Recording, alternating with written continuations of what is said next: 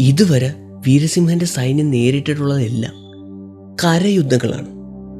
എന്നാൽ ഇവിടെ അങ്ങനെയല്ല. ഇവിടെ മിക്കവാറും ഒരു നദീയുദ്ധമായിരിക്കും സംഭവിക്കാൻ പോകുന്നത്. ചിന്തിച്ച് പ്രവർത്തിച്ചില്ലെങ്കിൽ ഒരു നിമിഷം കൊണ്ട് എല്ലാം താറുമാറാകും. വീരസിംഹൻ ചിന്താകുലനായി നിന്നു. ചിന്താകുലനായിട്ട് നിൽക്കുന്ന വീരസിംഹനെ കണ്ടിട്ട് അദ്ദേഹത്തിൻ്റെ പടനായകൻ അദ്ദേഹത്തോട് ചോദിച്ചു, അങ്ങ് എന്താണ് യുദ്ധത്തിന് ആഹ്വാനം ചെയ്യാത്തത്? എന്താണ് അങ്ങ് ഇങ്ങനെ മടിച്ച് നിൽക്കുന്നത്? നമ്മൾ ഇതുവരെ നേരിട്ടിട്ടുള്ള രാജ്യങ്ങളെ വെച്ച് നോക്കുമ്പോൾ ഇത് വളരെ ഒരു ചെറിയ രാജ്യം മാത്രമാണ്. നമുക്കിവരൊരു ശത്രുവേ അല്ല. പിന്നെ എന്താണ് അങ്ങ് ഇത്രയധികം ചിന്തിക്കുന്നത്? അങ്ങ് നോക്കുക, അവർക്ക് ശക്തമായിട്ടുള്ളൊരു കോട്ടമതിൽ പോലുമില്ല. ഇത്രയും വലിയൊരു സേന ഇവിടെ വന്ന് അണിനിരന്നിട്ട് അവരാരും പ്രതികരിക്കുന്നതേയില്ല. ഭയം അവരെ എപ്പോഴേ കീഴടക്കി കഴിഞ്ഞിരിക്കുന്നു. അങ്ങ് ധൈര്യമായിട്ട് ആക്രമിക്കുവാൻ നിർദ്ദേശം നൽകിയാലും നമ്മുടെ സേന അങ്ങയുടെ നിർദ്ദേശത്തിനായി കാത്തു നിൽക്കുകയാണ്. അല്പസമയത്തെ മൗനത്തിന് ശേഷം വീരസിംഹൻ മറുപടി നൽകി, അങ്ങ് പറഞ്ഞ ഇതേ കാര്യങ്ങൾ തന്നെയാണ് എന്നെയും ആശയക്കുഴപ്പത്തിലാക്കിയിരിക്കുന്നത്.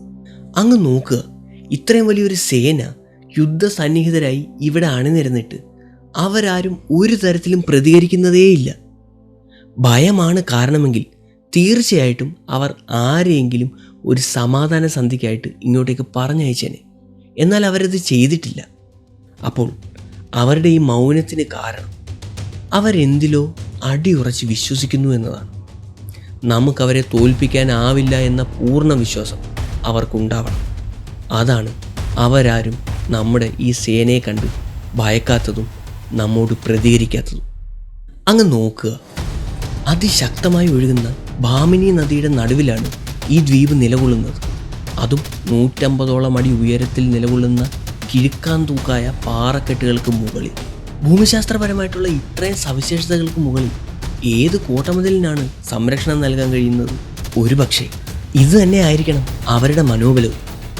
ഇനിയുള്ള ഓരോ കരുക്കളും ആലോചിച്ച് മാത്രമേ നമ്മൾ മുന്നോട്ട് നീക്കാവൂ. ആ നദിയിൽ നിന്നും ഉയർന്ന് പൊങ്ങി നിൽക്കുന്ന ആ മഹാദ്വീപിനെ നോക്കി ഇരുവരും ചിന്താകുലരായി നിന്നു. ആ ദ്വീപിൻ്റെ പേരാണ് സേതാഗിരി, അല്ലെങ്കിൽ Medini Kandam. Welcome to fine story.